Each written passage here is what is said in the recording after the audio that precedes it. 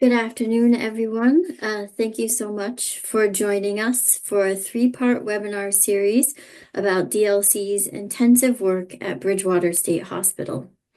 Part 1 today will provide an overview of Bridgewater State Hospital Disability Law Center's role, the findings and recommendations presented in DLC's February 2025 report.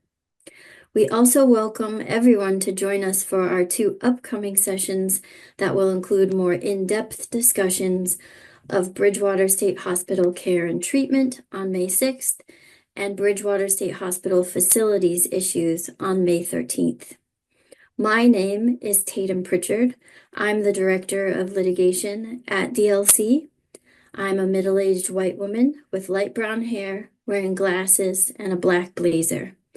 I am joined by my DLC colleagues, Jordan Goldstein and Ariana Murray.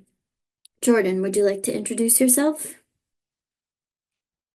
Hello, my name is Jordan Goldstein. I'm a disability rights advocate at Disability Law Center and the on-site monitor for Bridgewater State Hospital. I'm a white man with short brown hair and a blue shirt, and glad to be here. Ariana? Thank you. Hi, everyone. My name is Ariana. I am a Black person with dark hair pulled back in a ponytail. I am wearing a blue and white striped shirt with a black cardigan. Happy to be here. Thank you both. The first substantive slide that we have, if you'd like to move forward. This is Bridgewater State Hospital. Throughout this presentation, you might hear us call it Bridgewater, sometimes BSH. In much of the PowerPoint presentation, we will use BSH for short. But this is the entrance, the community entrance to Bridgewater State Hospital. This photo that's on your screen, it depicts the front entry, a blue Bridgewater State Hospital sign, and the razor wire that surrounds both the entrance and the entirety of the prison facility. Please go ahead. The second slide we just wanted to provide you all for orientation is a photograph of the inside of one of the housing units at Bridgewater State Hospital. This is one of the corridors in which there are offices and what would be deemed program rooms or a quiet room. It's a cinder block hallway, a very institutional type of hallway. It has a locking prison door in the middle to block off the corridor. Above, if you look closely, you may see that there is some water damage to the ceiling, which, as those of you who are familiar with our reports may be aware, is a common problem at Bridgewater, water damage and mold growth.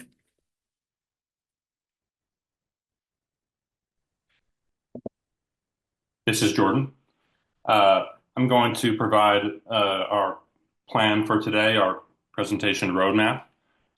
We're going to begin with an overview of what is Bridgewater State Hospital to provide a sort of broader understanding for people who are new to understanding Bridgewater. We're then going to talk about Disability Law Center, or DLC's, ongoing advocacy at Bridgewater State Hospital, take a look at the 10 years of monitoring and advocacy we've been doing at Bridgewater and the impact that we've had there. Third, we're going to move on to a section about restraint and seclusion practices.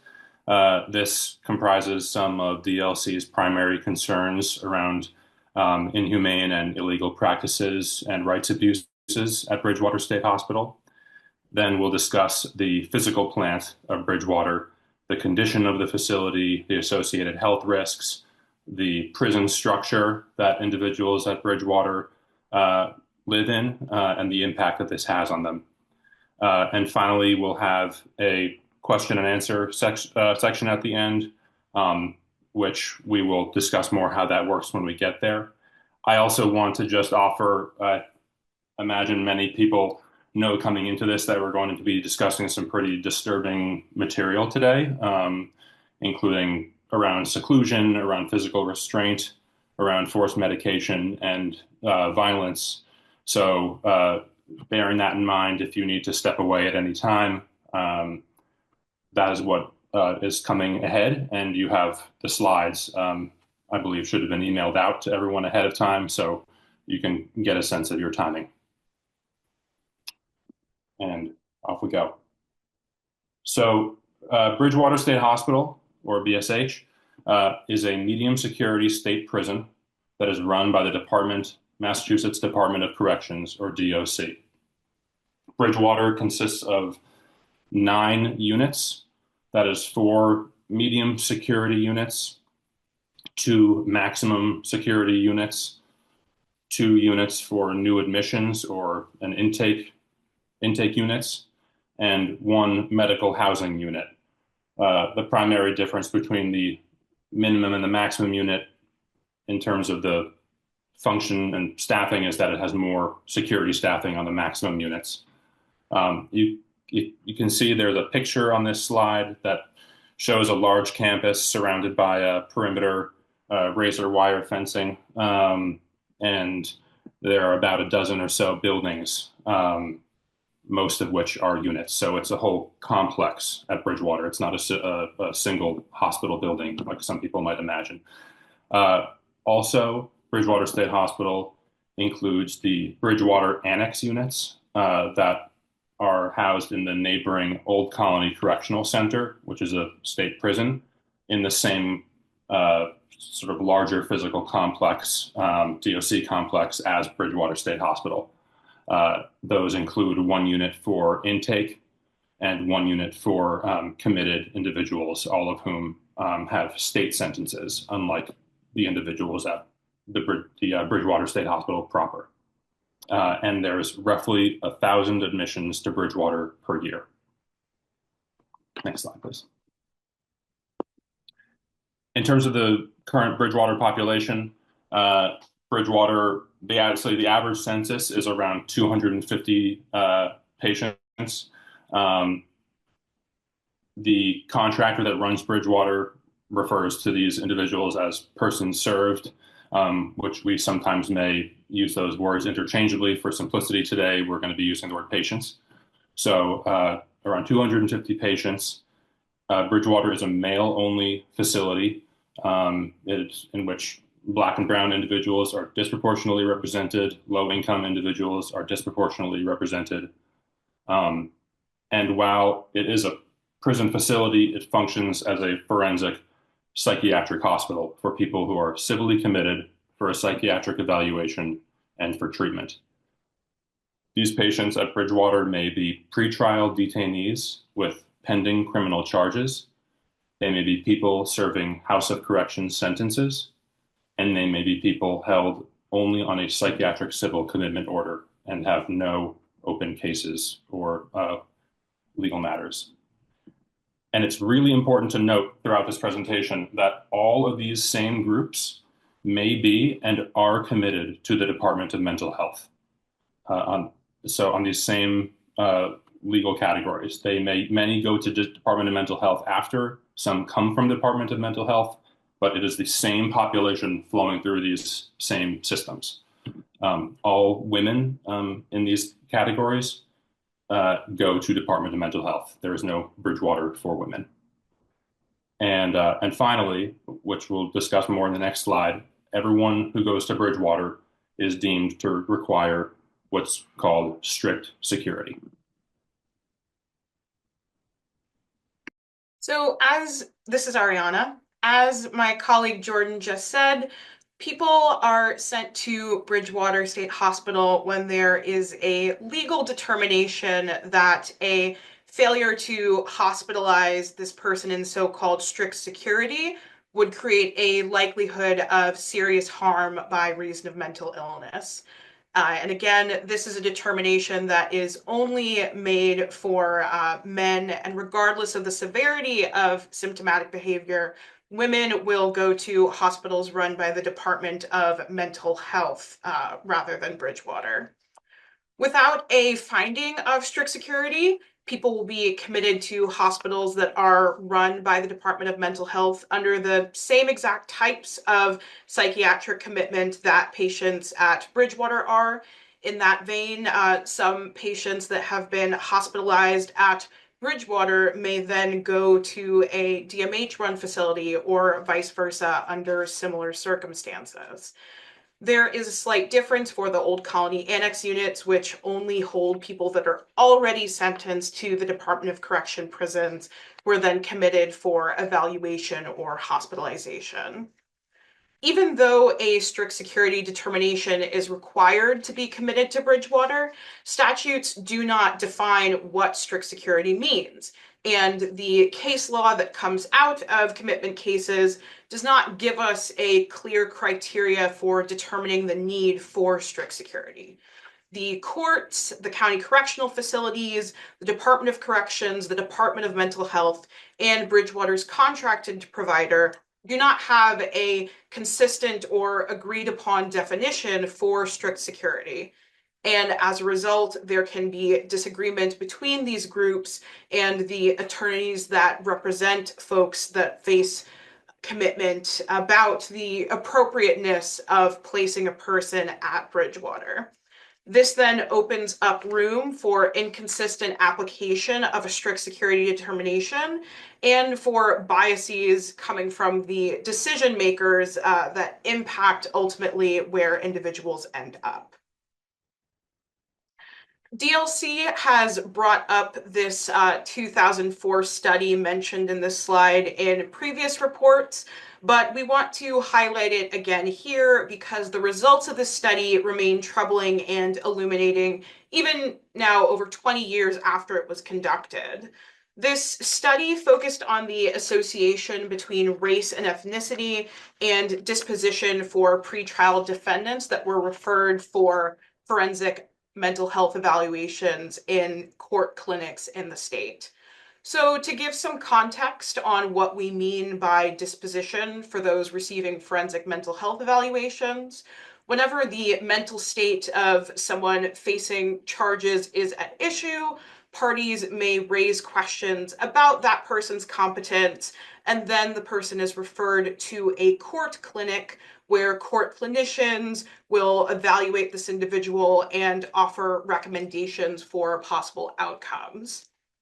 There are 4 possible outcomes for these court clinic screenings, including determinations that no further evaluation is needed, a determination that further evaluation is needed but on an outpatient basis, determination that further evaluation is needed on an inpatient basis in a DMH hospital, and finally that for males, further inpatient evaluation is needed in a strict security setting. In that case, that would be Bridgewater. The judge has the ultimate decision to make on where the person should go, but they will often agree with the recommendation that a court clinician gives. Again, there's no clear definition of strict security, so clinicians and judges have a lot of latitude to make this determination. This study found that Black defendants were significantly more likely than white defendants to be referred for an inpatient evaluation following an outpatient forensic screening, and that Black and Hispanic and Latinx male defendants were more likely than white male defendants to be referred for inpatient evaluation in a strict security facility. This would take place regardless of the individual's diagnosis and regardless of the level of severity of these criminal charges. Bridgewater continues to be a facility where Black and African American individuals are overrepresented in the Bridgewater population compared to the general population of Massachusetts. We've pulled out some statistics for you here on this slide. Black or African American individuals comprise only 9.6% of the overall population of Massachusetts. But when you look at their representation in the Department of Corrections, that number then jumps to 30%. In Bridgewater specifically, Black or African American individuals make up 39% of the population. In comparison, white individuals comprise the majority of the Massachusetts population at 79%, but they only make up 38% of the population in Department of Correction facilities overall and 44% of the population in Bridgewater. There are serious legal implications to having a hospital that is run by the Department of Corrections rather than the Department of Mental Health. The Department of Mental Health, also known as DMH, runs other state psychiatric hospitals and creates licensing requirements that permit private psychiatric hospitals to operate. The primary issue here is that when it comes to Bridgewater, DMH regulations and policies simply don't apply. Instead, DOC rules will govern. DMH rules and regulations for psychiatric hospitals are better suited to apply to people who require inpatient psychiatric treatment. These rules include extensive protections for patients related to health, safety, and quality of care that patients at Bridgewater simply do not receive. These include the 6 fundamental rights, which are the right to make and receive confidential calls, the right to receive open and uncensored mail, the right to receive visitors daily and in private, the right to a humane environment that carries additional privacy protections, the right to access legal representation, and the right to daily outdoor access. It also includes detailed restrictions surrounding restraint and seclusion practices, including the use of involuntary medications. Prohibitions against staff violence or the use of tactical gear in patient interactions don't have to be written into DMH rules and regulations because those practices are deeply contrary to the mission and ethos of DMH. The legal implications of DOC rules applying to a psychiatric hospital also bleed into the overall experience of patients at Bridgewater. I'll say that I have personally been involved with Bridgewater advocacy first as an intern and now as full-time staff, but I was able to visit for the first time recently. Going in person allowed me to put life into the numbers that I had seen and to get a better understanding of where Bridgewater can work as a hospital while also seeing the serious limits that it has as a DOC facility. When I went, it was a nice spring day outside, so we went and spoke to several folks who were outside in the courtyard. Some of the people that we talked to were feeling fairly positive, had jobs on site, and were participating in activities. But at the same time, the individual rooms felt smaller in person than what I had seen in pictures and videos. Patients spoke to us about bad interactions that they'd had with staff or restraints that made them feel like they had no control over their own bodies. I've seen staff putting on riot gear to violently restrain patients before. There are times where you can see the potential for the kind of space and care of a hospital to be a positive environment at Bridgewater. But some of the most concerning parts of this facility are the ones where the influence of Bridgewater being run as a prison with rules created by the Department of Corrections continue to shine through.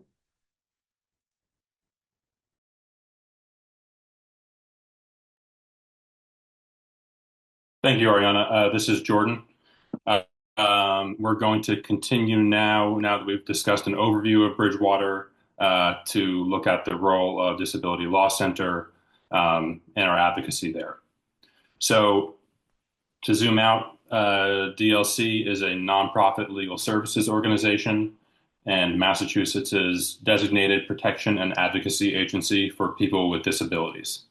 Every state and territory has a PNA, or Protection and Advocacy Agency, and PNAs, like DLC, have a mandate and authority under federal law to protect individuals with disabilities from abuse and neglect and advocate for their rights and interests, to access all settings where people with disabilities live and or receive services, including prisons, psychiatric hospitals, and in this case, Bridgewater State Hospital, and to investigate abuse and neglect of people with disabilities.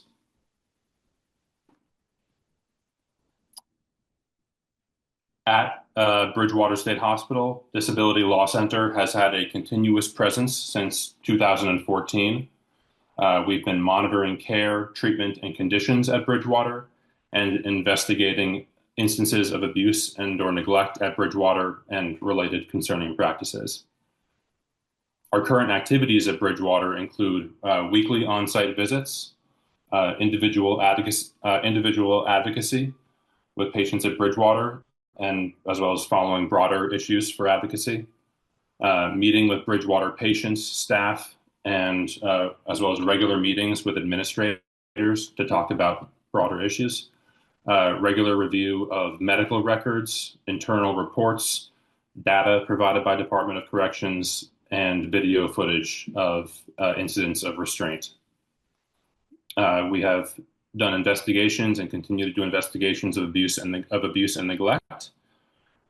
We facilitate annual mold inspections with a mycology expert, which we'll discuss later in the physical plant section of the presentation. And we also perform on-site visits and meetings with former Bridgewater patients at DMH state hospitals and county correctional facilities as part of our continuity of care monitoring to look at the provision of care between Bridgewater and the facilities to which Bridgewater patients are discharged. And finally, we release 2 annual public reports about care and treatment at Bridgewater State Hospital as required by the Massachusetts State Legislature.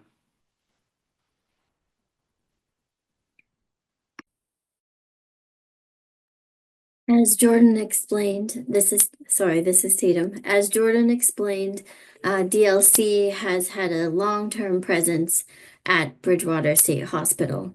Our key roles in having an on-site and document review presence is to ourselves gain an awareness and provide that awareness of care, treatment, conditions, and practices to the legislature, advocacy groups, and to the general public. Bridgewater is, of course, unique because it is a state prison. It is much more difficult to get eyes behind the razor wire fence and the prison walls. And so that is one of the reasons why our presence is so important. DLC also provides regular advocacy and assistance to and a voice for patients within the facility. Many of the patients come to Bridgewater State Hospital quite confused, believing that they were going to be evaluated or treated at a hospital. This doesn't turn out to be the type of environment that they were expecting when they sought or were referred for care. So DLC, and especially Jordan, our disability rights advocate, is there to talk to patients, hear what's going on with them, try to help them navigate Bridgewater State Hospital, and also elevate their concerns to administrators and also to unit staff. DLC's other role, of course, as the PNA, is to demand reform and effect change.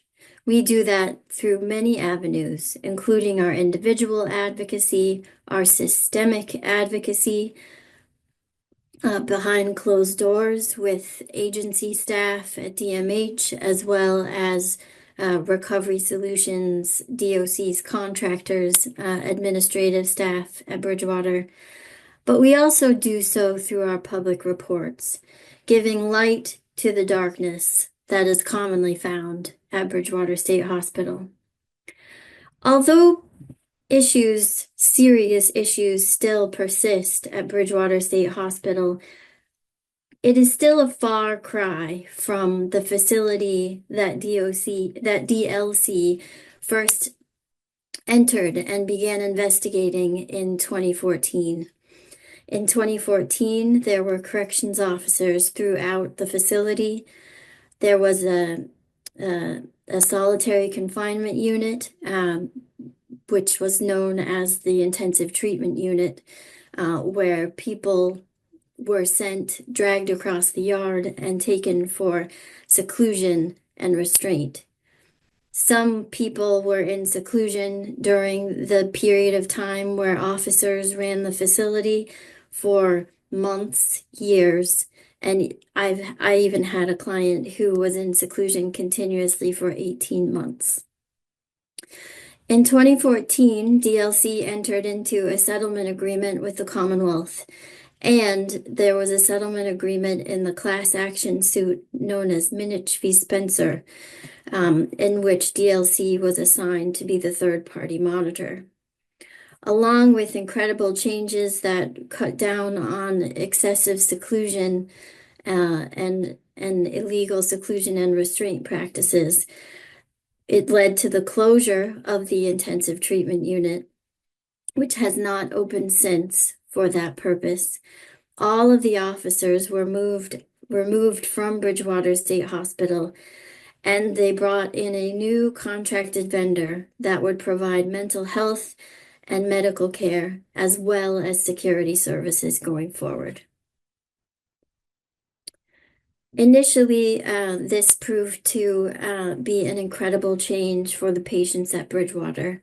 Unfortunately, over time, we did see backsliding, particularly during the pandemic years, where long-term lockdown of patients and comfort of Bridgewater State Hospital staff with having patients locked in their cells really created a difficult environment and certainly an anti-therapeutic environment.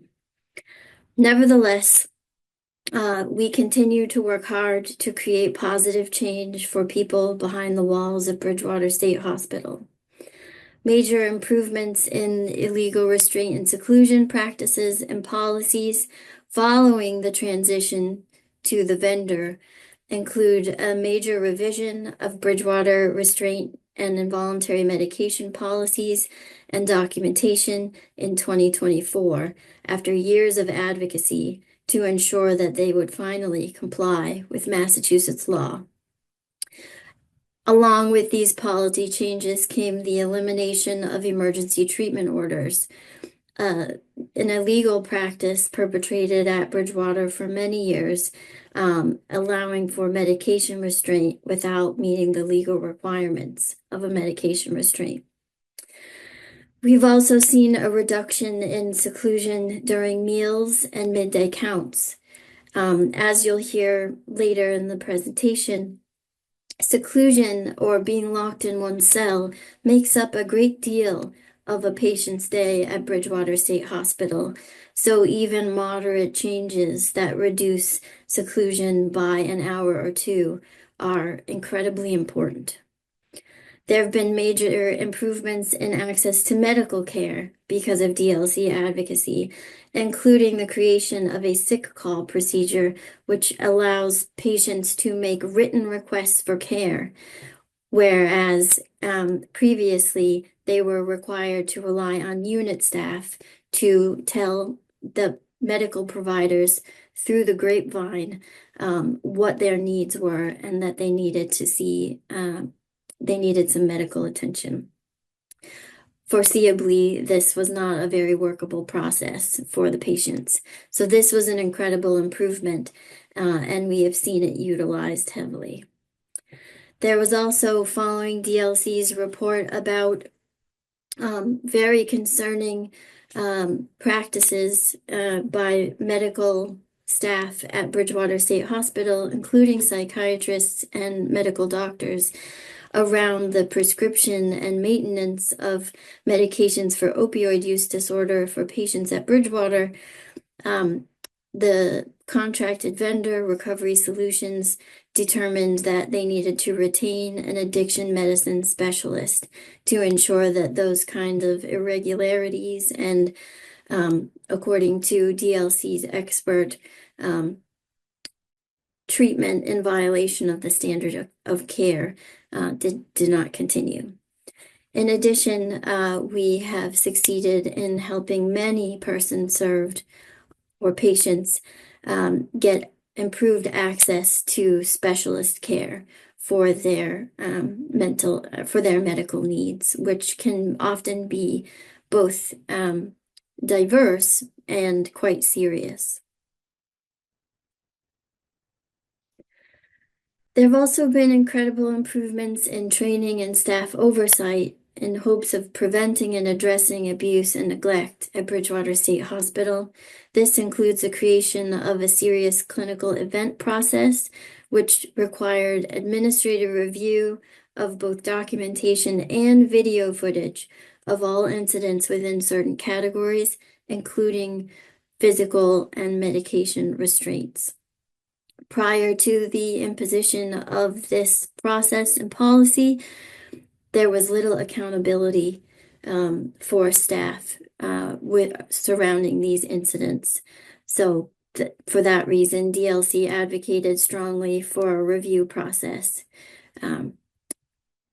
There's also been an increase in staff accountability for violent and other abusive behavior through the serious clinical event process, as well as DLC's and particularly Jordan's careful direct advocacy, conveying complaints from patients, but also conveying our observations of some of the troubling footage that we review.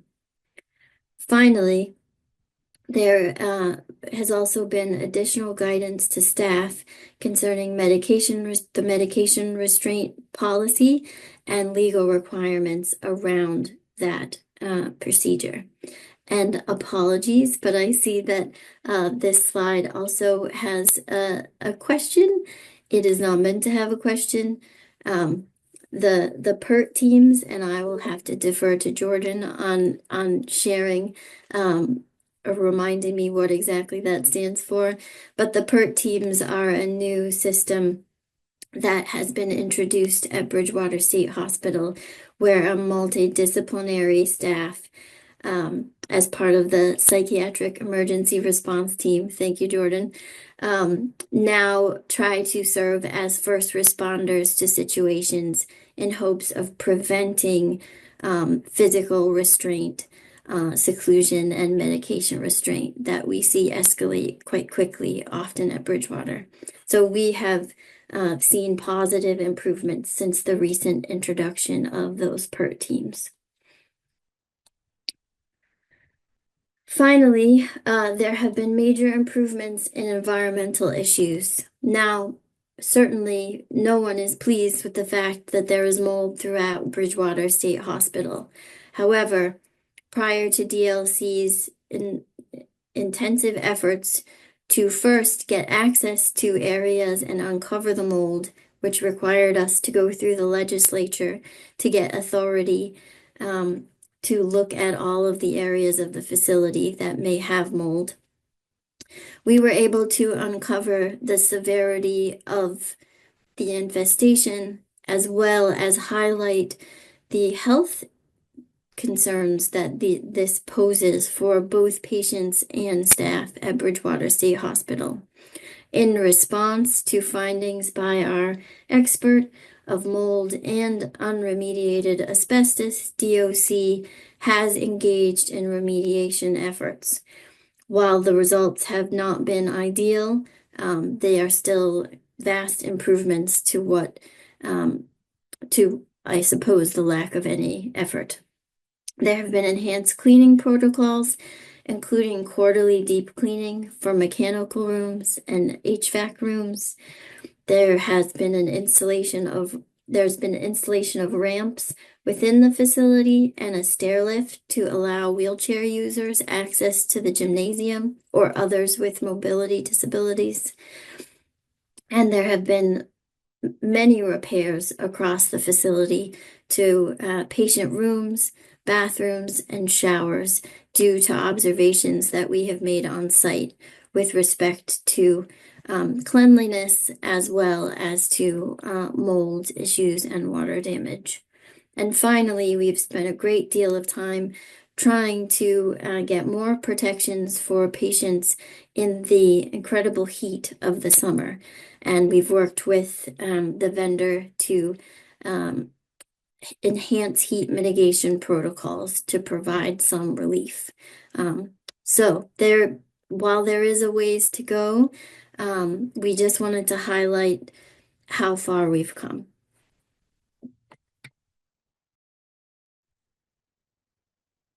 This is Ariana. Thank you, Tatum. So there have been a lot of improvements that have been made to Bridgewater, but of course, DLC's advocacy does continue.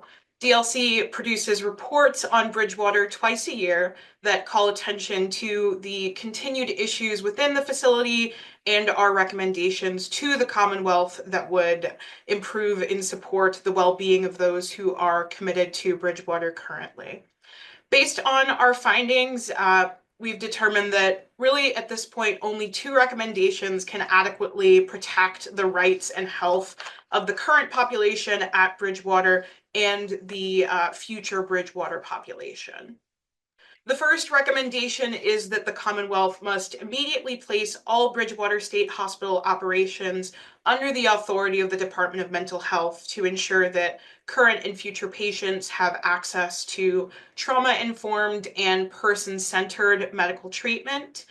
And the second recommendation is that the Commonwealth must urgently construct a modern DMH hospital facility that is designed to provide all individuals in need of strict security, psychiatric evaluation, or psychiatric treatment in a safe and therapeutic environment, and thus finally close the Bridgewater facility.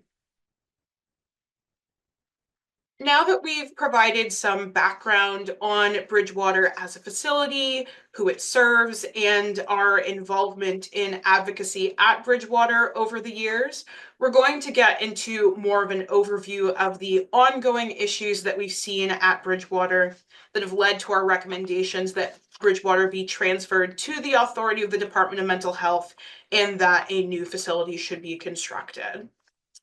We'll start off by discussing the disparities in care and treatment that patients at Bridgewater receive.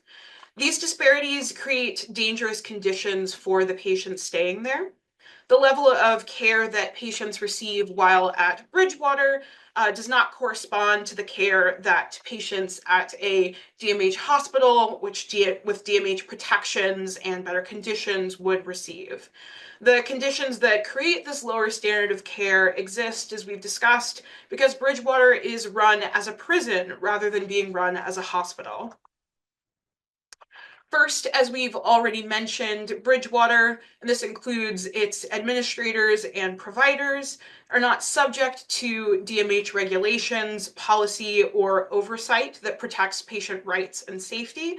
This would put the safety and ongoing well-being of patients at Bridgewater at a very serious risk.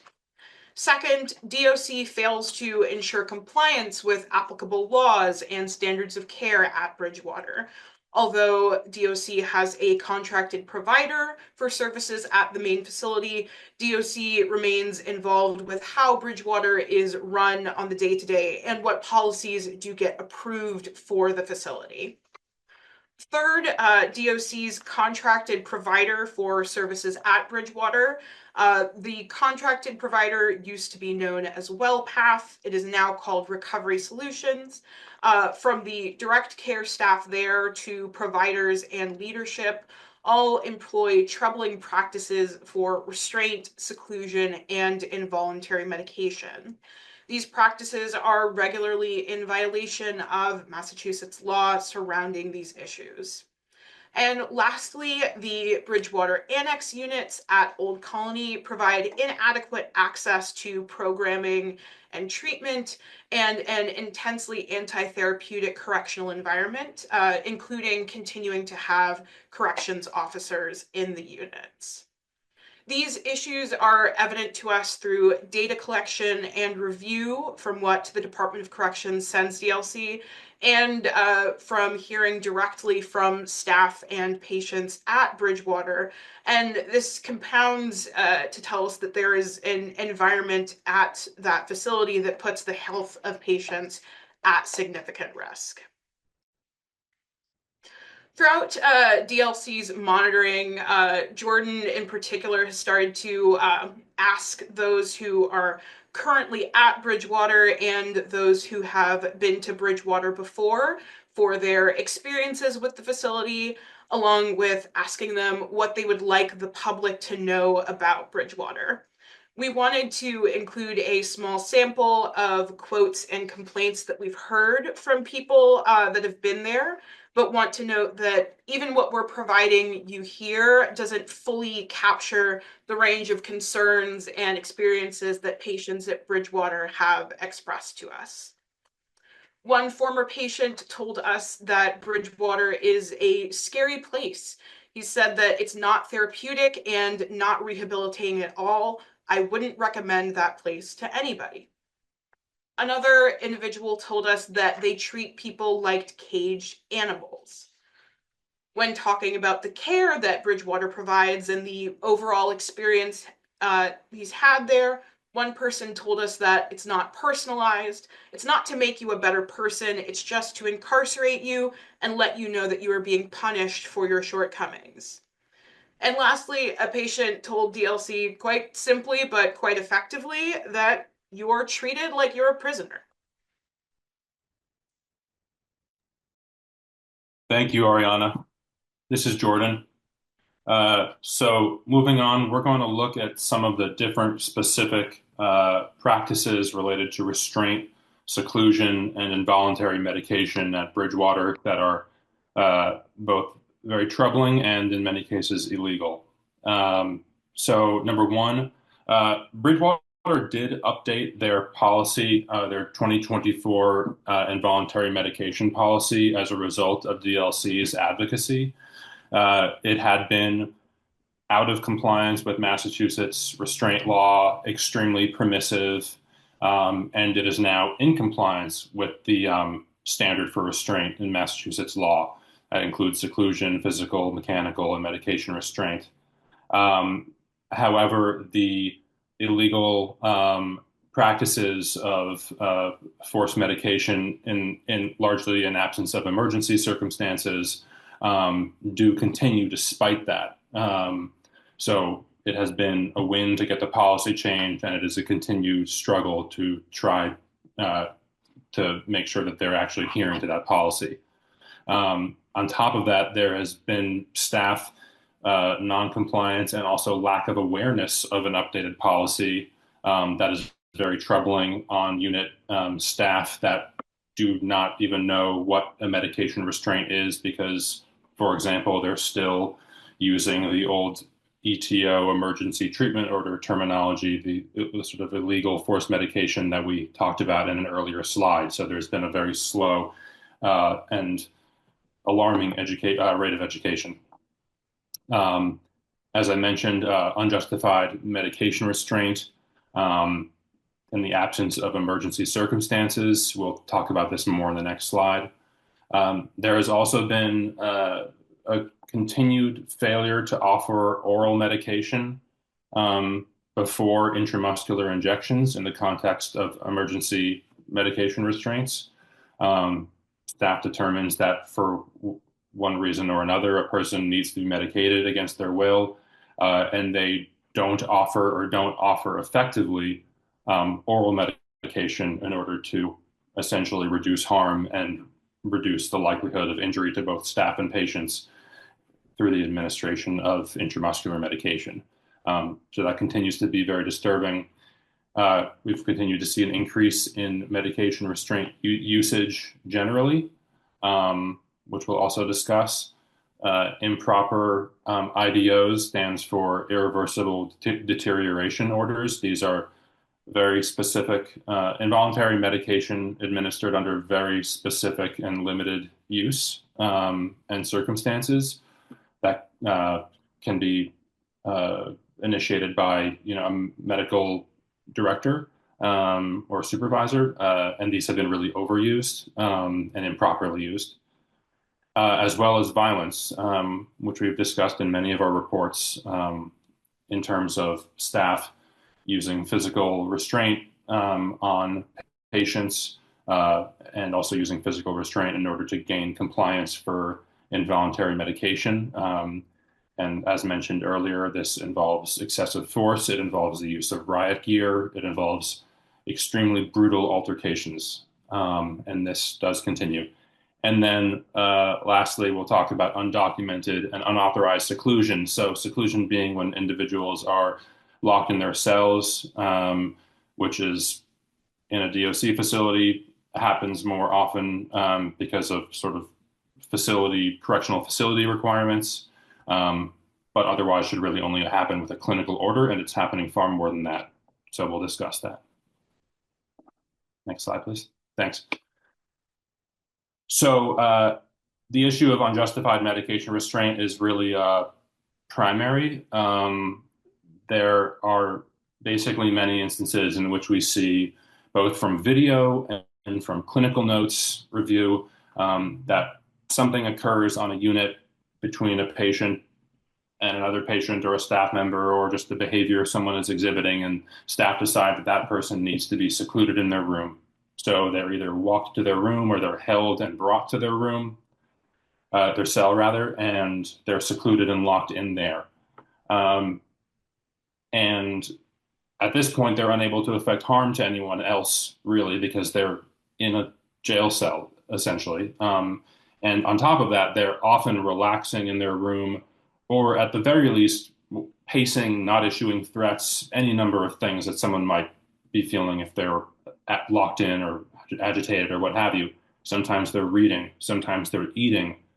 And then, despite that, staff still order a medication restraint, so forced medication, although what they're being restrained from doing is unclear because they're already in a locked room, and on top of that, they are not threatening or able to cause any harm to anyone else.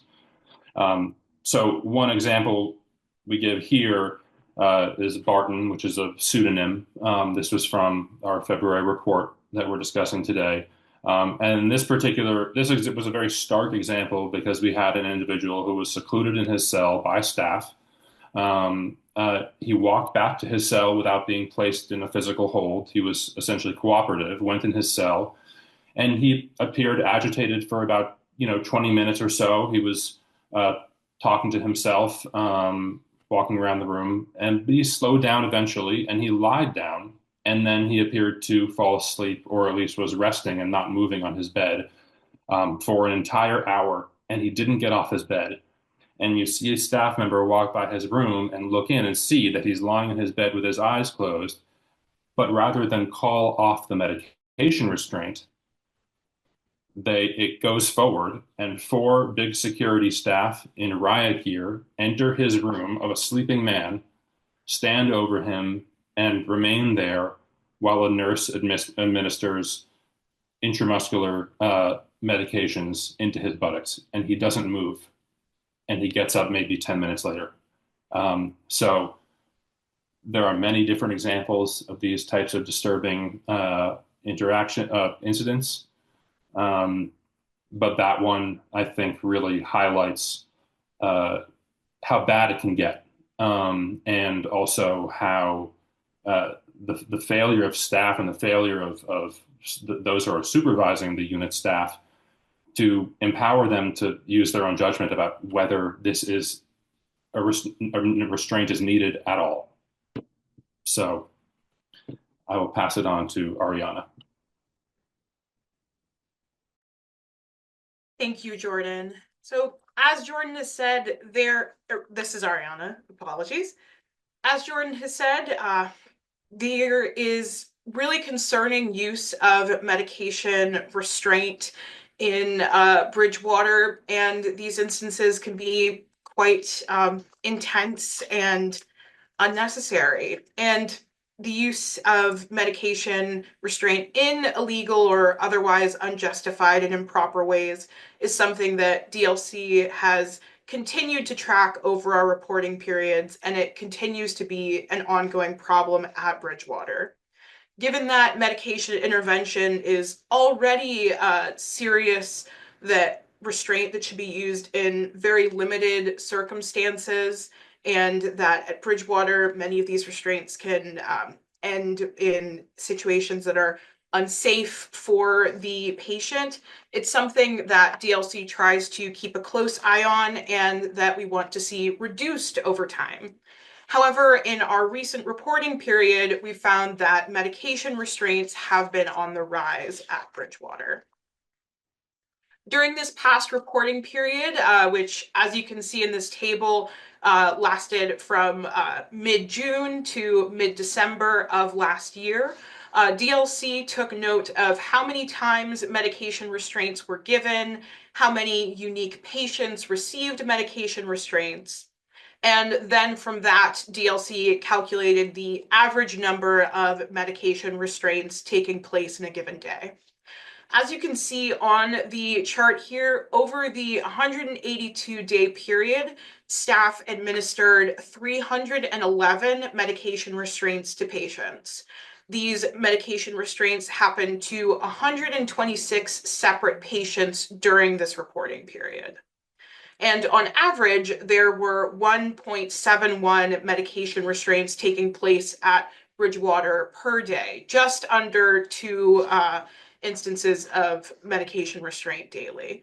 This is an increase compared to 1.37 medication restraints per day from our last reporting period, which took place from December 16th, 2023 to May 25th, 2024.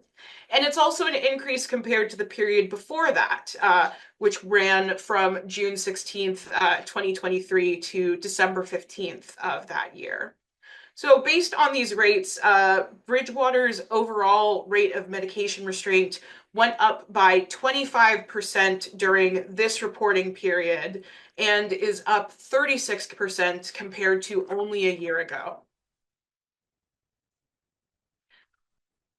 While we already know from our earlier discussion that Black and African American patients are chronically overrepresented in the Bridgewater population when you compare both to the overall percentages in the Department of Corrections and the general population in Massachusetts, this disproportionate representation continues when you are looking at staff using medication restraints on patients.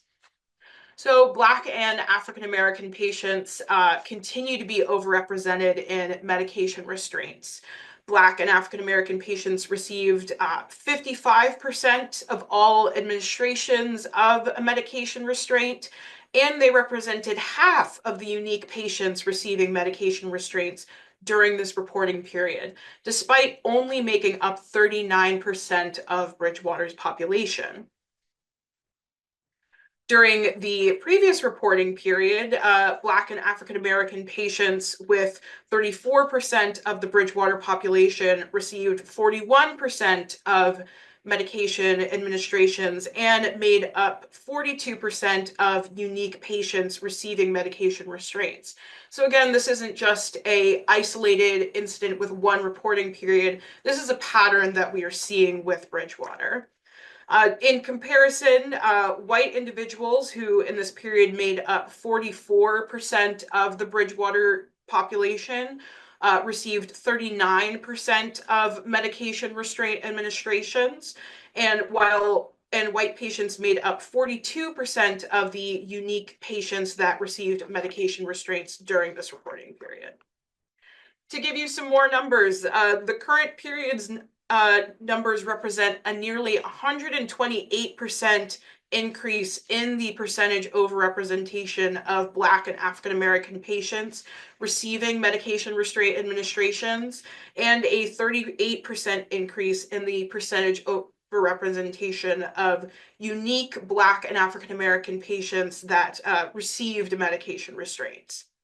These numbers are troubling to us, and they demonstrate that the contract provider, under the oversight of the Department of Corrections, continues to utilize practices that disproportionately impact patients of color who are already overrepresented at Bridgewater. It's also worth noting here that the Disability Law Center was unable to pinpoint the total number of Hispanic and Latinx patients who received medication restraint during this reporting period because the data for Bridgewater that the Department of Corrections had provided at the time did not allow patients to identify as a person with Hispanic and Latinx heritage and also their primary race. When controlling for primary language in DLC's research, we found that 5% of all medication restraint administrations during this period were given to patients whose primary language is Spanish. These restraints were administered to 10 unique patients, representing 8% of all patients during this period that received a medication restraint. When we went back in the data further, we found that 7 of these individuals were categorized by race as white, 2 were categorized as Black or African American, and 1 was categorized as unknown. Near the end of last year, the Department of Corrections began reporting Hispanic and Latino or not Hispanic or Latino status in providing their overall data on restraints to the DLC. And going forward, we plan to report on medication restraint administration data using that updated demographic information to get a better picture of the racial disparities that continue here. Thanks, Ariana. This is Jordan. Next, we're going to talk about improper irreversible deterioration orders, or what I'll call IDOs. So briefly, for this overview discussion, IDOs are a specific form of involuntary medication that's supposed to be, or that can be used only in rare circumstances based on the determination that an individual has an immediate and critical need to prevent their irreversible deterioration, such that even the smallest of avoidable delays is intolerable. So pretty high bar, very high bar. And despite these rare circumstances, there was a very increased use of IDOs during this period. There were 9 unique patients who were subject to IDOs at Bridgewater, and they were subject to them repeatedly over the course of in one case 18 days, in another case 108 days. And this is without a court order. This is in the determination of the medical department at Bridgewater. So an estimated 2 to 4 patients or person served received IDOs on any given day, according to the medical director. And these IDOs were given in violation of Massachusetts law, as evidenced by how long they were given for, the number of days that these orders were standing.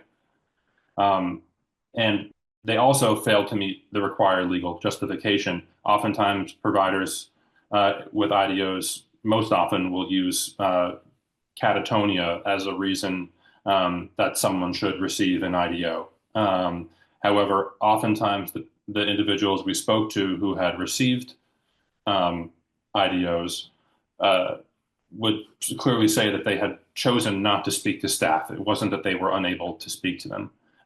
In videos, footage that we had seen of the administration of these IDOs, you could see them speaking to staff. And oftentimes they were told by staff that these medications were court ordered, which, while in both cases they would not be able to refuse, is patently untrue in this case. There's no court process to determine the legality of using an IDO at the time. So that was one issue. Next slide.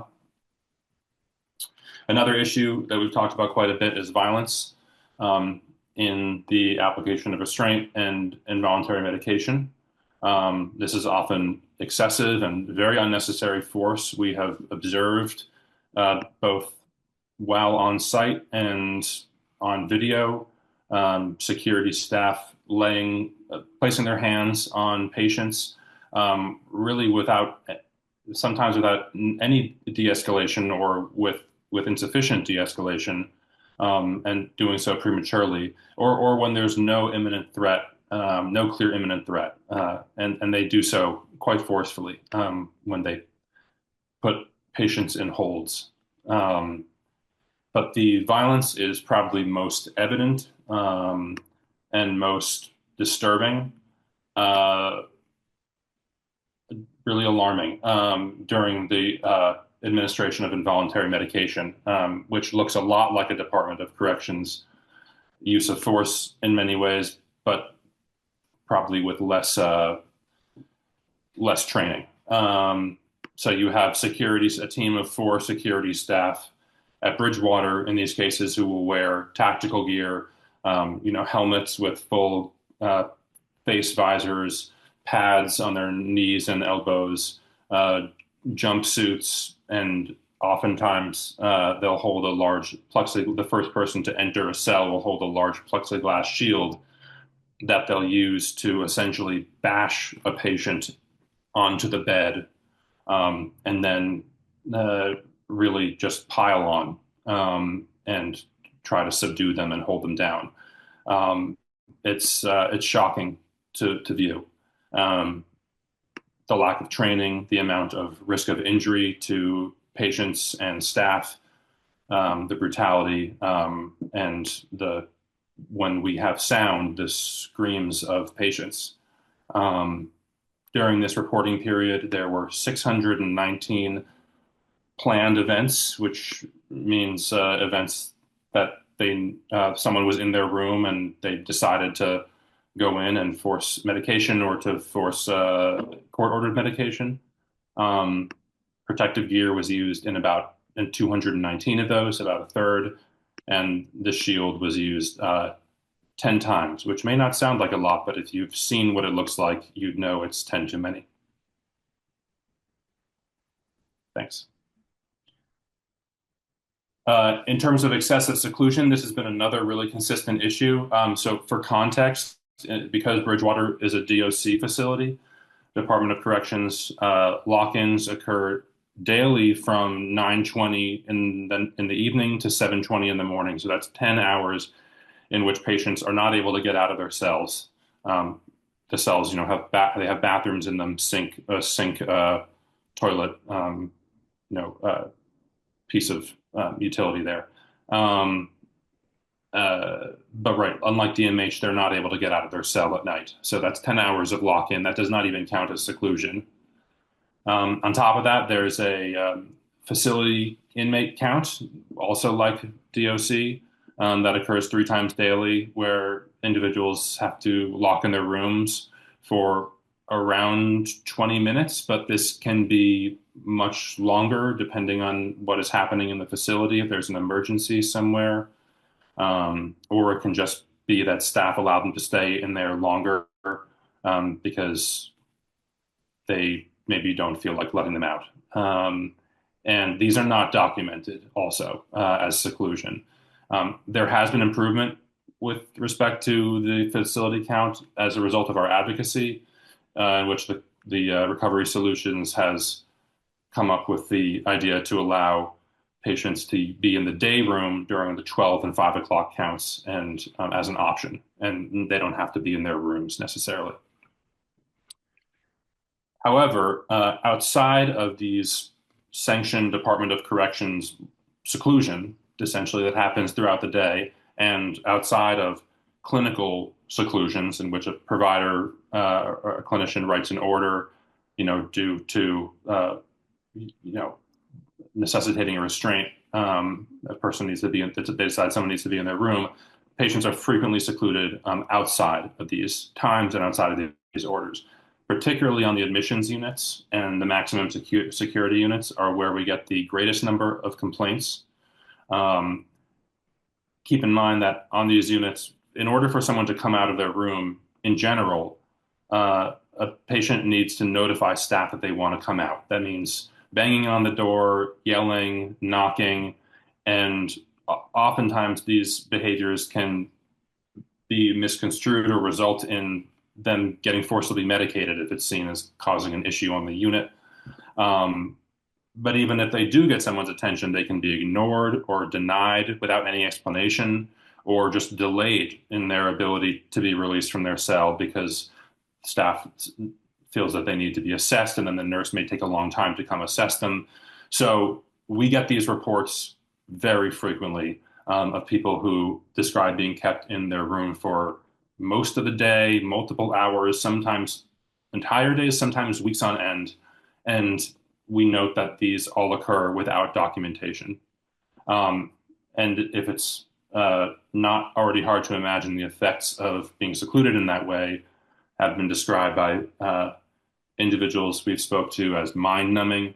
They've been described as anxiety-provoking, as traumatic, and as exacerbating depression or psychosis symptoms, and in many cases can echo the experiences of segregation or solitary confinement that folks may experience in county correctional facilities. So it can be a cycle in that way, and continues to be something that we work to address. Thanks.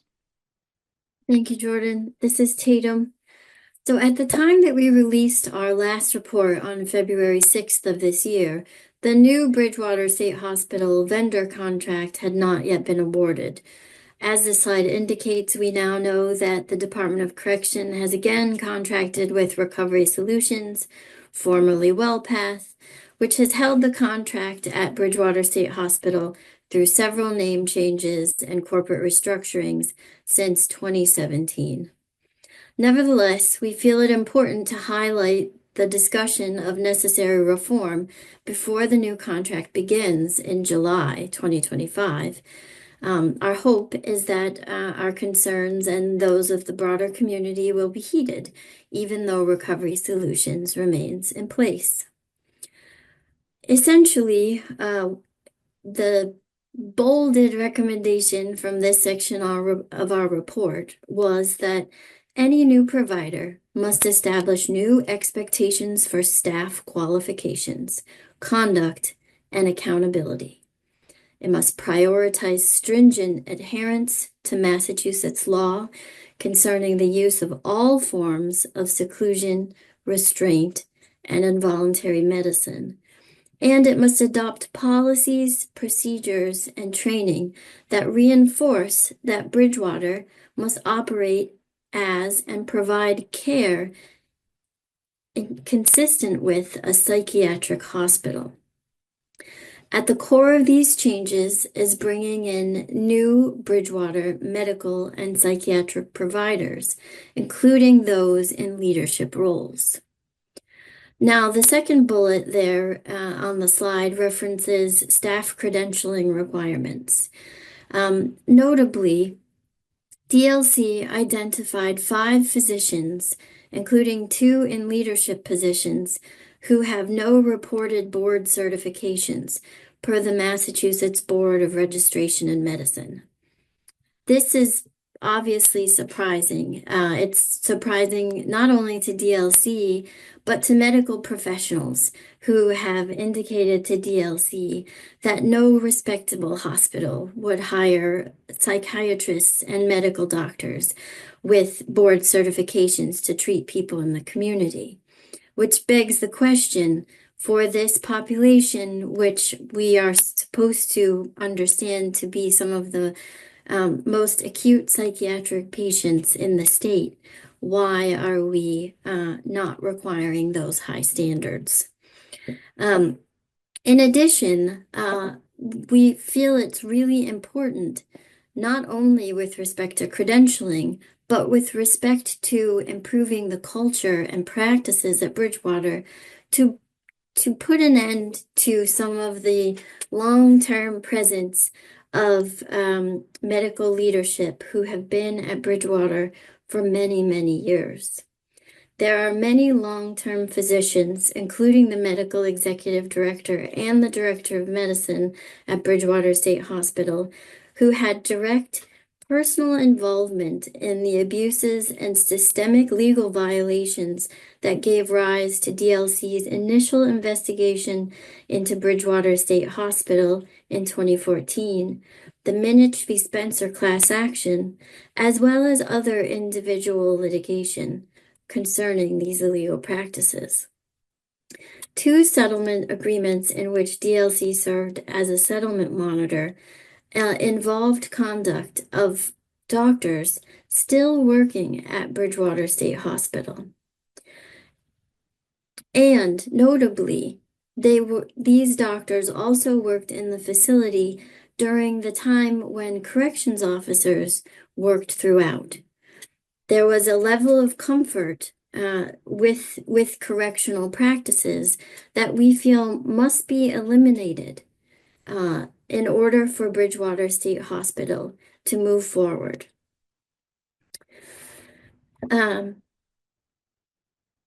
Notably also, the medical executive director, who is a psychiatrist, had a leadership role in the intensive treatment unit, leading and responsible for many of those excessive seclusion decisions, as I said, that were the subject of class action litigation and DLC's investigation. Now, he oversees, as the top Bridgewater State Hospital administrator, all medical and psychiatric care at Bridgewater. DLC calls upon the Commonwealth and Recovery Solutions to make a change.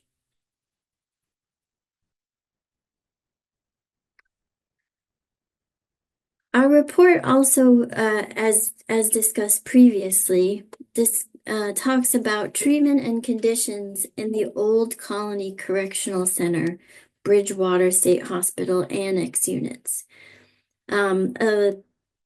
Phrasing in Massachusetts law allowed the DOC to create these units in a facility outside of Bridgewater State Hospital, but on the same complex in Bridgewater, Massachusetts. These two units, known as the ISOU, or the Intensive Stabilization and Observation Unit, and the RU, the residential unit, are, as Jordan said previously, a unit first for evaluation and observation, and second, the RU for those who are committed for continuing, quote unquote, hospital level care. What we have seen for as long as they have existed is more limited access to programming and treatment for people in Bridgewater State Hospital compared to people in Bridgewater State Hospital proper. This is especially true in the ISOU. The observation unit is a unit where people continuously complain about their difficulties accessing providers, as well as any type of robust programming, even though it is a unit that is meant to provide evaluations for people experiencing acute psychiatric crisis. Many individuals who come to the ISOU from Old Colony, the broader facility, or from other facilities across the DOC have engaged in serious self-harm or other life-threatening behaviors before being transferred to this unit. So the lack of robust care and support is cause for great concern. In the same vein, there's a great reliance by Recovery Solutions for individuals in the ISOU on telemedicine provided by a psychiatric nurse practitioner who DLC understands resides in California. So this is one of the primary providers that ISOU residents may interact with, but they may only do so on a computer screen, and this individual has never met them in person. So for obvious reasons, this can be troubling for patients in the ISOU. Finally, we have consistently had concerns about correction officer conduct and lack of appropriate training. Unlike in the broader Bridgewater State Hospital facility, correction officers still provide security in the ISOU and the RU. This creates a very different tenor to those units. In the ISOU, roughly 5 corrections officers sit at a table in a line looking over the day room.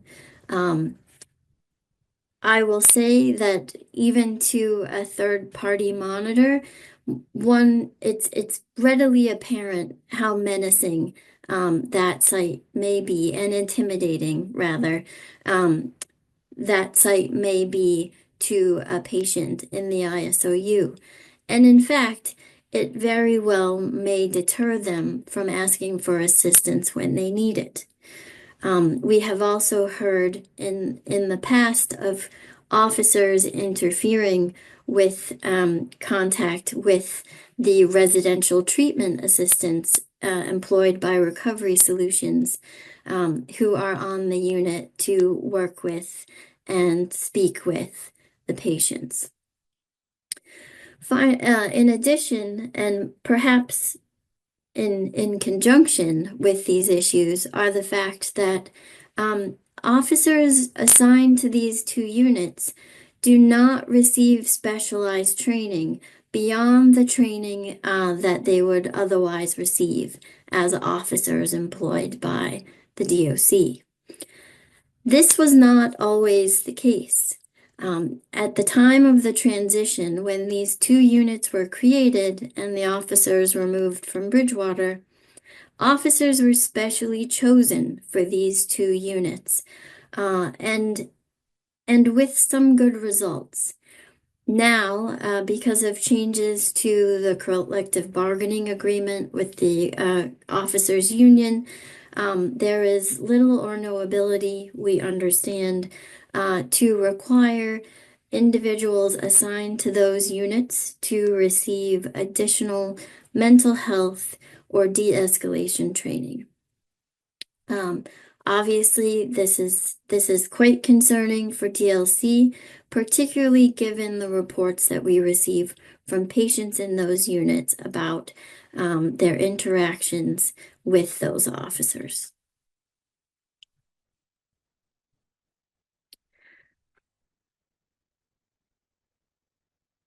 We also spend a great deal of time in this recent report released in February, as well as in many of our past reports over the last several years, on the physical plant of Bridgewater State Hospital, which involves a number of health risks and most certainly anti-therapeutic conditions.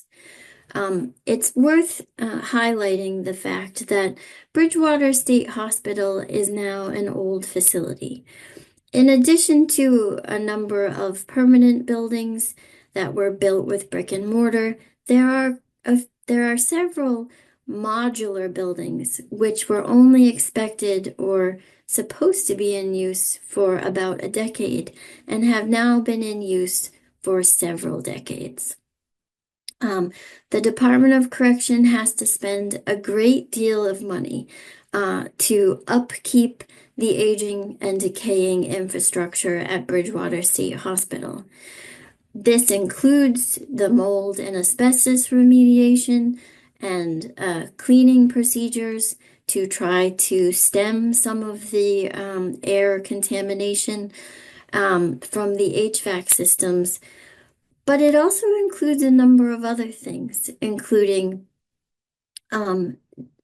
the power grid not being able to support things like air conditioning in the units, the generators having to be replaced, moisture issues and steam issues throughout the facility. And I can tell you, as the person who goes with our mycology expert to review the mold infestation throughout the facility, that what you observe in the bowels of Bridgewater State Hospital in the mechanical rooms is quite remarkable. The infrastructure is so clearly outdated, and the DOC facilities teams have to cobble together modern technology with the outdated infrastructure at Bridgewater. although one may question whether or not their efforts are always safe, I will have to admit that they are impressive. The engineering department has to do a lot of work to try to figure out how to keep the facility functioning. So it's nothing short of what many may call a money pit, Bridgewater. And while other facilities, DOC facilities in the Commonwealth are being closed, for instance, MCI Concord, Old Colony Correctional Center minimum, DOC and the Commonwealth, for some reason, have not seen fit to take meaningful steps to close Bridgewater State Hospital. So we, again, as one of our primary recommendations, feel that, this is really the only way to move forward.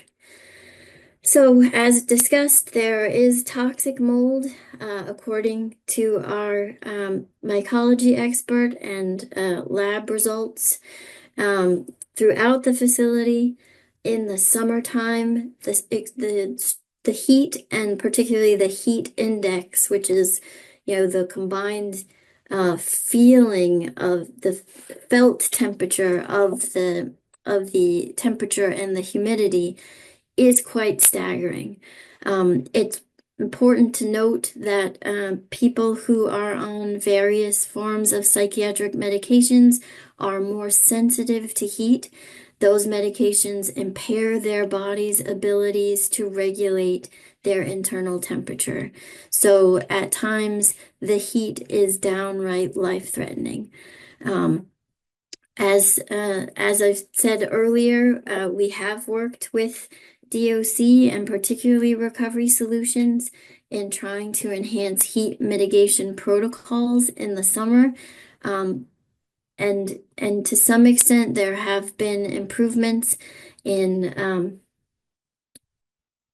cold drinks and other resources, fans, and group chilling areas or cooling areas where there is a room with an air conditioner, but that doesn't help patients when they are stuck in their rooms at night or during particular counts, or stuck in the units when they are not permitted to go to those areas. And finally, in this section of our report, we discuss prison facility features that can simply never be consistent with a hospital environment. And we included a quote here from a former Bridgewater State Hospital person served. He says, "I've seen the conditions of the building crumbling. I've seen the condition of the vents and black mold. I've seen the condition of the buildings, and they're in shambles. It needs to be condemned."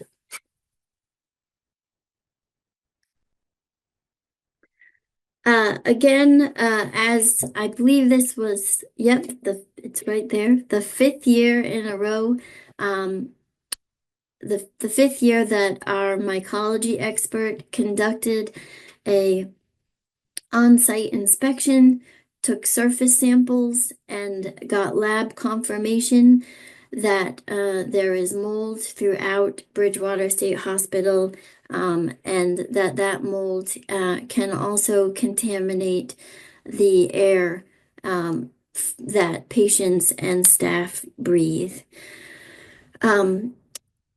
After so many years of seeing little change in the mold and indoor air quality based on her experience, our mold expert determined that the facility should not be occupied until these problems have been fully resolved and the buildings retested to verify that moisture and mold sources have been resolved and removed respectively. Unfortunately, as I said, while efforts have been undertaken, they have not resolved the problem, and this continues to be a significant area of concern, and yet another reason why it's time to construct a new facility run by DMH to care for this population.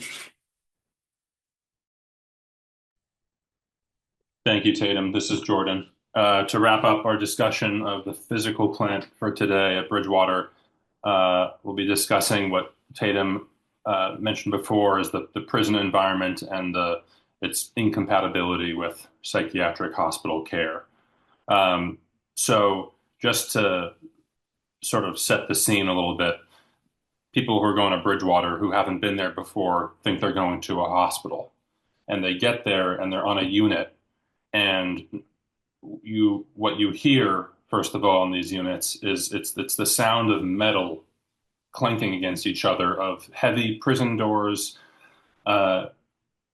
slamming hard, of the metallic buzzing of letting people in through the prison entrances. It's concrete walls and metal tables and the prison cell doors where people live. So it's loud. It's reverberating. It's hard to find silence, and it does not sound like a hospital. It really sounds like a prison there.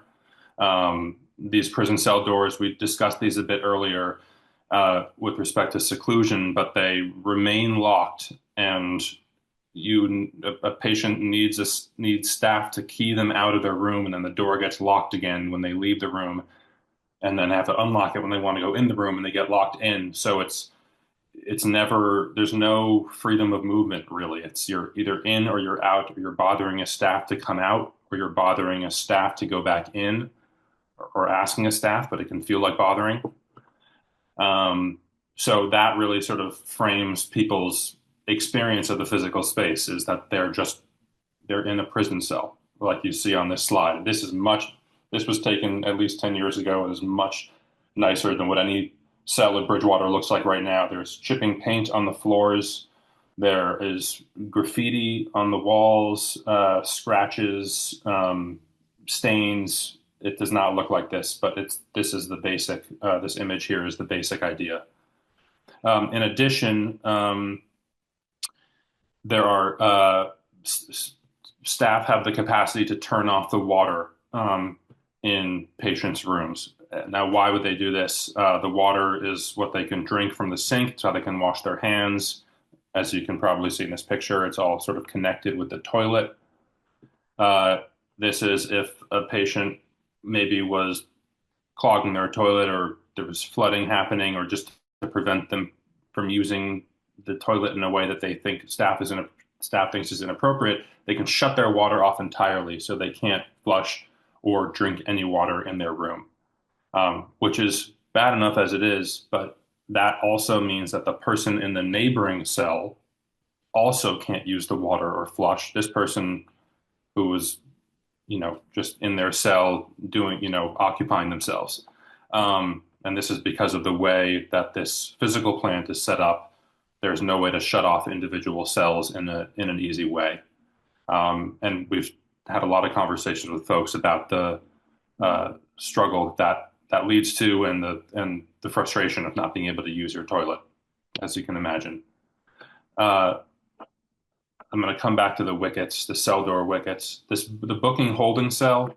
This occurred was an issue that came about because we had read in nursing reports that individuals on the medical unit were going to the admissions area, which is in the same building, and secluded in the admissions area.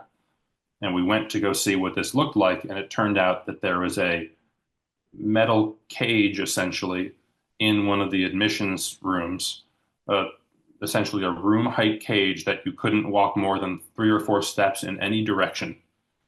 And the most medically vulnerable individuals at Bridgewater State Hospital during this last reporting period were being secluded there because of a safety concern with the existing seclusion room in the medical unit that could have been fixed near immediately, and instead went on for some months until we pointed out the uh, this issue and the safety issues that this poses for people. Nowhere to lie down, nowhere to comfortably sit. They would be provided a plastic jug to urinate if they were in there. It was absolutely it was abominable what was going on. And after some negotiation, they basically stopped uh, this practice altogether. But the very fact that it was able to happen in the first place, the presence of this cell, the turning to the cell, this holding cell, as a potential workaround or solution to an issue with the existing facility is something that would just never conceivably happen in a DMH facility, and was extremely disturbing to see. The cell door wickets are, thank you, are, if you look on the right side of this image, we see so we're looking at a long corridor of cells, and you'll see under the top window of these doors here, there's a little slot basically that can be opened. That's what you might have seen, like the food going through in a prison cell. So these wickets are where they pass through the trays, the meal trays, other items, and it's really the only contact that individuals have in their cells to the rest of the unit. So when they're locked in there for 10 hours at night or for however long during the day, and they need something, it has to be able to pass through that, what's called a wicket. And it can be a site of conflict between staff and patients. Patients will accuse staff of pushing their food trays too hard through the wicket and it ending up on the floor. People will use the wicket to try to get the attention of staff, maybe put their hands out through the wicket. It's a really it's a place where a control battle occurs. And again, inconceivable in a DMH facility. And that's because Bridgewater is a prison that all of these physical attributes are able to cause problems, are dangerous to the people who are housed there, and are really just completely counterintuitive to what the stated goal of a forensic psychiatric hospital is supposed to be. So, next slide. So last, I think we're around the end here, and then we'll go to questions. Continuity of care challenges for individuals after Bridgewater State Hospital. So most frequently, when people are discharged from Bridgewater, they are sent either to a DMH hospital or back to a county correctional facility or to a county correctional facility. So in going to DMH hospitals, we have seen a number of issues regarding that transfer process. From the perspective of patients, one is that half of the people, at least in this reporting period, and it's similar for others too, other reporting periods as well, half of them receive no notice that they're being sent at all. And about 2/3 of them don't have a meeting with their treatment team to even discuss what to expect in DMH. You know, even after having been at Bridgewater for a month, 6 months, a year, longer. And this can be really make the transition difficult. There have been issues with records transfers, medical and records and discharge summaries not making it to the receiving facility, the receiving DMH facility, in time for the patient's arrival, which again can hamper that transfer. And then I also will say that patients generally do find the care and conditions to be a vast improvement. They have freedom of movement, they have privacy, they have their own full bathrooms, they have access to their cell phones, they have better programming, and staff are better trained for mental health care.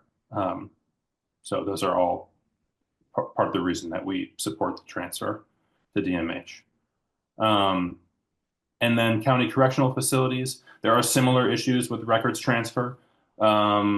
And a large focus of our work at county correctional facilities has been on mental health watch practices. So, mental health watch being essentially restrictive cells where individuals who are in mental health crisis or engaging in self-harm or uh, related behaviors will be held and essentially watched for safety.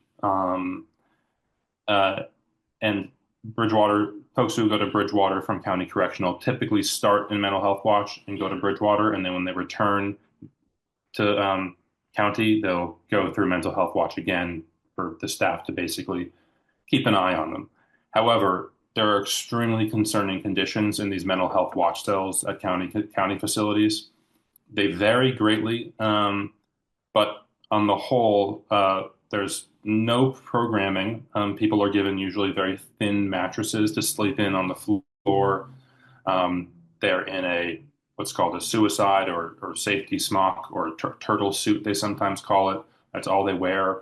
Lights are on all the time, including at night. So sleep is really difficult. And we've talked to folks who have called these who have said that their experience there is like torture in many ways, meant to help their mental health, but that's how it's experienced. So we will continue to investigate and report on mental health watch conditions, in further reporting periods. But that's another issue we look at for Bridgewater transfer folks. So I think we've reached the end. Thank you, Jordan. Yeah, so thank you all so much for joining us for the first part of our webinar series on Bridgewater. If you'd like to reach out to Jordan, Tatum, or myself, our contact information is provided on this slide. We'll now go ahead and start taking any questions that folks have. If you haven't already submitted a question and would like to, please feel free to go ahead and submit questions using the Q&A function on the webinar.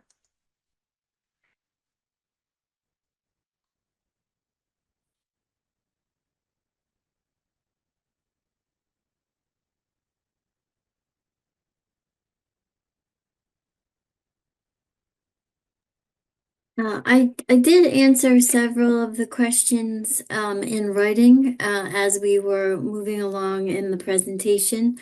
I just marked one to answer live while we see if any other questions come in. The question has to do with concern about how the current hospital administrator and senior vice president, I believe they mean of Recovery Solutions, are both former DOC employees and are now inside of Bridgewater State Hospital working in executive positions. Is Disability Law Center concerned about DOC culture returning inside Bridgewater State Hospital through this hiring loophole? As I discussed earlier, in terms of concerns about moving forward with the 2025 contract, our concerns are more focused on the providers, the medical and psychiatric providers within the facilities. The Recovery Solutions administrators, the facility administrator and the other senior vice president discussed in the question,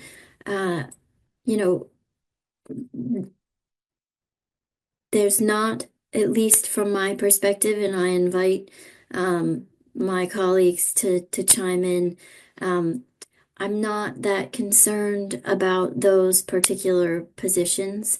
I'm more concerned about the positions that have the ability to perpetuate the illegal restraint and seclusion practices, those that supervise staff, medical and frontline staff on the units, and are charged with ensuring that they understand current policy and procedure.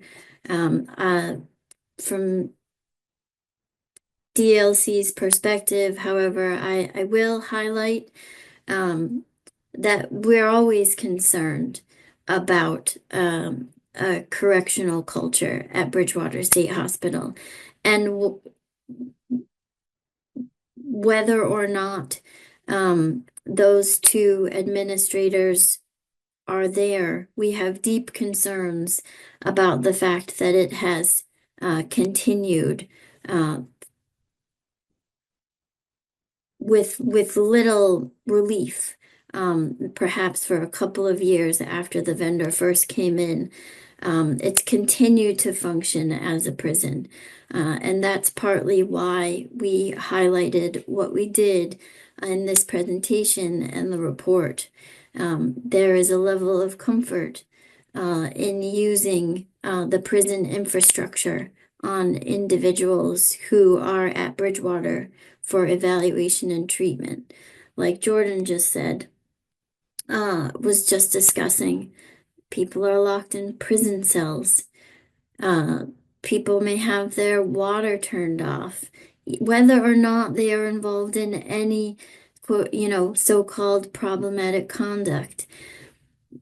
The medical executive director authorized use of a cage, a holding cell cage, for individuals from the medical unit to be put in seclusion.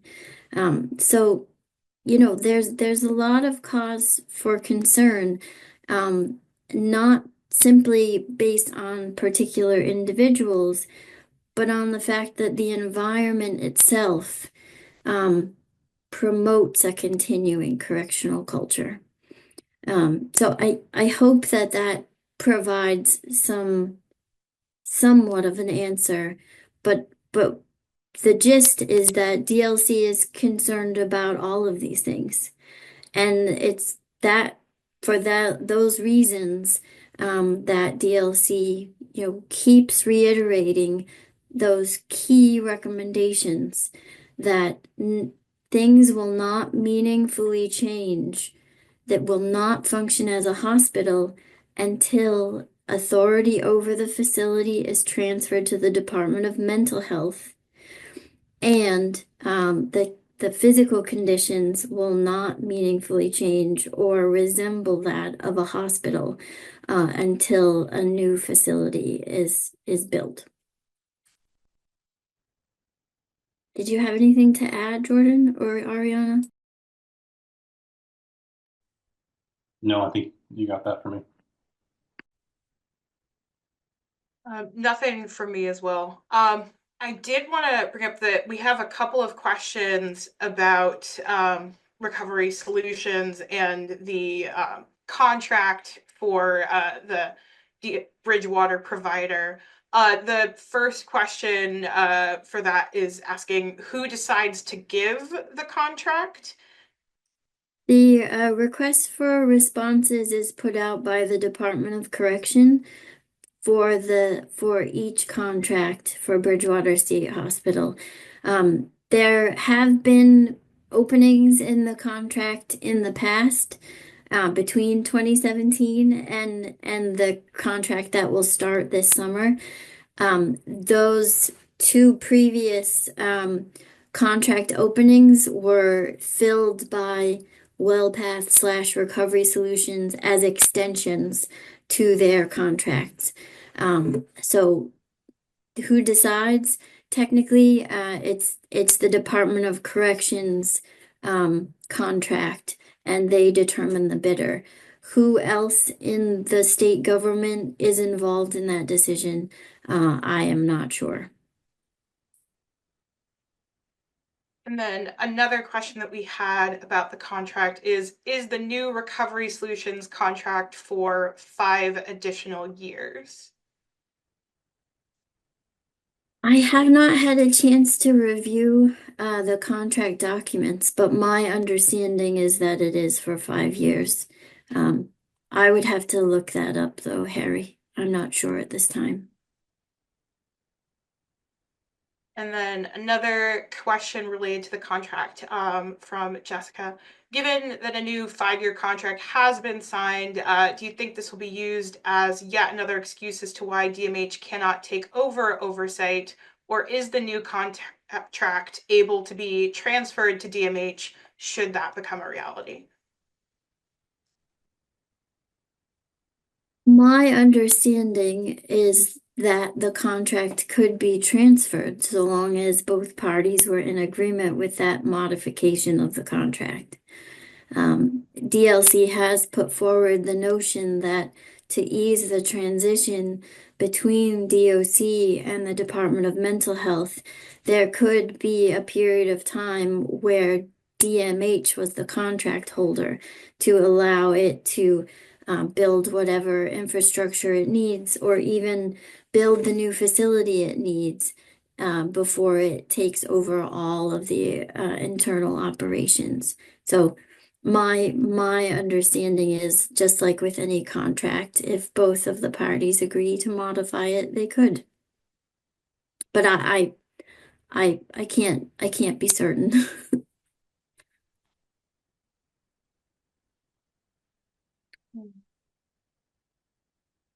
And we have another another question.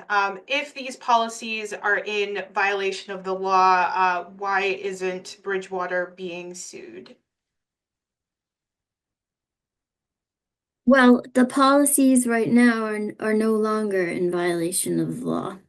Um, as written, and I assume the question is regarding the medication restraint issues. The policy is now compliant with the law through a lot of advocacy and through a number of public reports. DLC worked with DOC to update the policy language to make the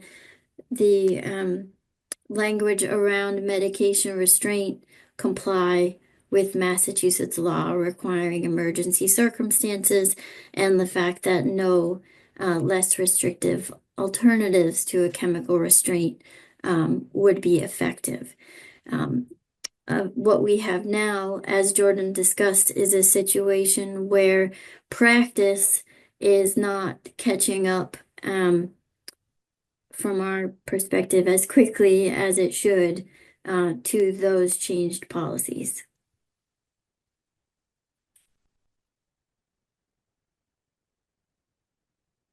Thank you. And another question.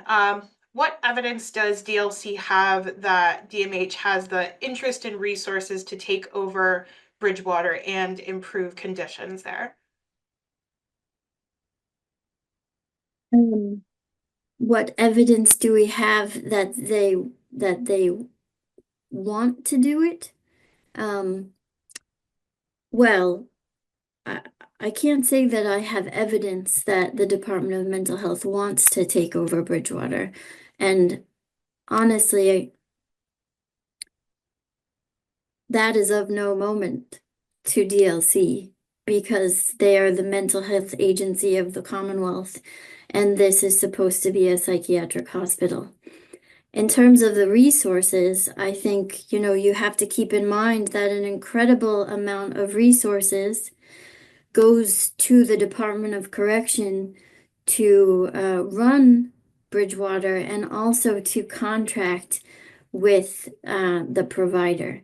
So one would presume that the Commonwealth, if the facility was transferred to the Department of Mental Health, the Commonwealth would also transfer those extensive resources to the Department of Mental Health.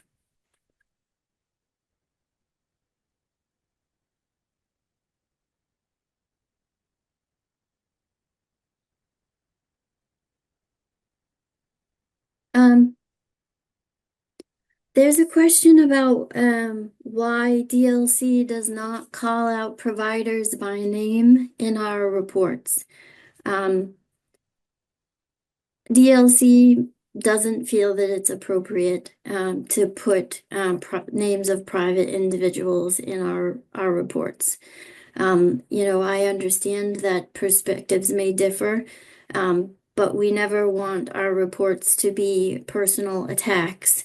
We want them to be vehicles for change, and we would hate for an individual, even those that we would like to see changed behaviors from. We would never want them to suffer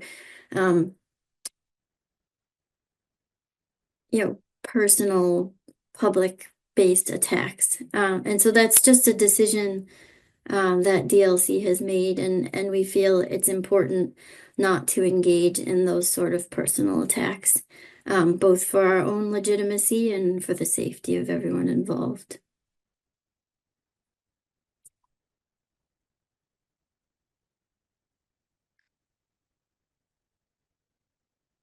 Um,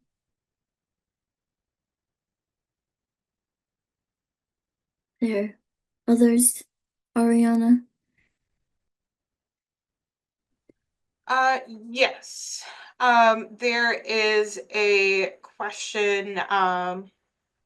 See, has DLC reached out to Amnesty International regarding the continuing human rights violations at Bridgewater? And then I think a related question of if staff are continuing to medicate patients contrary to the laws, there's nothing that can be done to prosecute those individuals. DLC has not reached out to Amnesty International. And I'm not sure what role they would play in addressing those issues. If staff continue to medicate patients illegally, there's, to my knowledge, there's no mechanism in the restraint law for improper restraint to allow for prosecution. Certainly, if the county district attorney's office wanted to look into practices at Bridgewater State Hospital, they could choose to do so and determine whether crimes are being committed in terms of abuse that's happening at Bridgewater State Hospital. But DLC has not made any sorts of determinations as to criminal conduct. Our role as the PNA is to look into the care, treatment, conditions, and whether there is abuse or neglect happening in those facilities, or in Bridgewater and other facilities.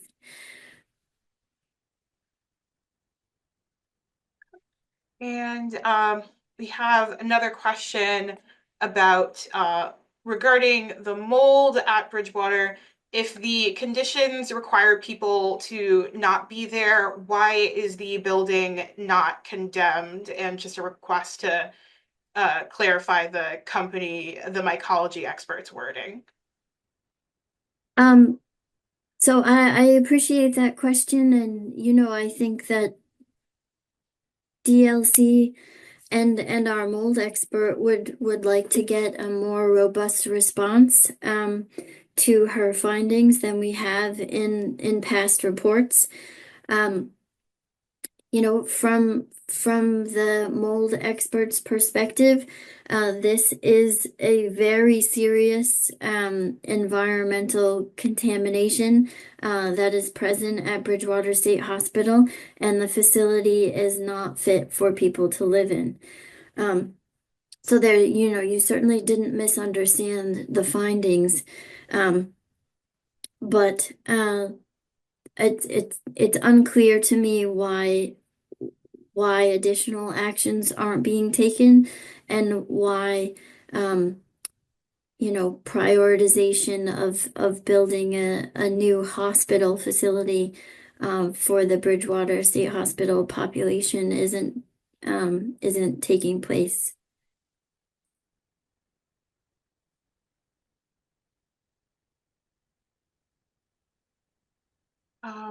We have another question. Does DLC believe there are presently civil rights violations inside Bridgewater?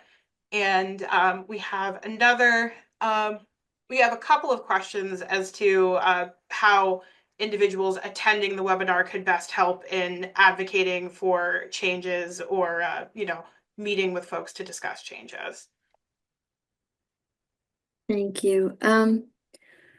There are certainly legal violations taking place within Bridgewater State Hospital. I can say that because DLC has been able to confirm that through a broad array of records, including documentation and video footage. So I think, I can say with certainty that legal violations are taking place within the facility, with, not infrequently. And how can folks best help? Well, I think, it's important to, at this point, the only way that Bridgewater State Hospital can leave the Department of Correction is through a change in state law. The law currently requires that Bridgewater be under the control of the Department of Correction.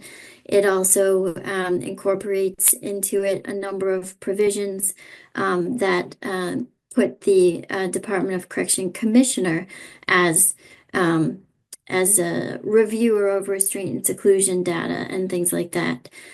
So because the legislative change is what is required from DLC's perspective, one of the best ways to help would be to let legislators know, your own legislators know, that you're concerned about what's going on at Bridgewater and that you think that something needs to change, that Bridgewater should be run by our mental health agency. I would note also that we are the only state in the nation that allows its correctional agency to run a psychiatric hospital. So we are by far an outlier in the nation when it comes to the existence of Bridgewater State Hospital.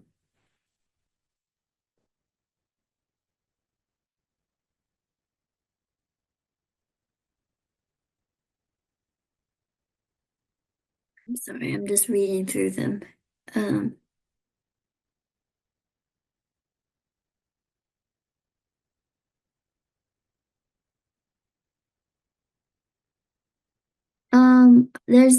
There are questions about legislative and sort of government facing advocacy being conducted and not being successful. What more can be done. And there's also a question of why, in our opinion, are the bills calling for transfer of Bridgewater State Hospital not passing. I can't be certain. From my perspective, I think the physical plant of the facility is one of the barriers to the transfer. As I understand it, the Department of Mental Health, I think for obvious reasons, does not feel that it can provide an appropriate level of care in a prison facility. And while DLC understands that, and has gone to great lengths to highlight the fact that the facility in and of itself is highly problematic, we nevertheless feel that the application of Department of Mental Health regulations and policies and protections will do a lot of good for the Bridgewater State Hospital patient population and protect them from a lot of the abuses that we've viewed over these many years. So we are now at 3 p.m. I hope that we have had the opportunity to address a lot of the major questions. of course, as I said, we will be next Tuesday and the Tuesday after reconvening to discuss more in depth the care and treatment issues and the facility issues. So please do come back. Those will also involve a lot of time for question and answer. The goal of these webinars, of course, is to help make the content of what we know are very lengthy reports more accessible to everyone and to give everyone an opportunity who's interested to try to get some clarification on our findings and recommendations. So thank you so much, Jordan and Ariana. Thank you. And I don't know if you have any parting words. No, just thank you all for coming today. Glad to be able to speak to you and hope to see you at the other webinars.